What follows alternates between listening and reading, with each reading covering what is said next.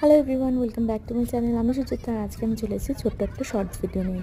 So এই ভিডিওটা আমাদের সানডে দুপুরবেলা আমরা কীভাবে কাটাই উখরুলে সেটাই ভিডিও।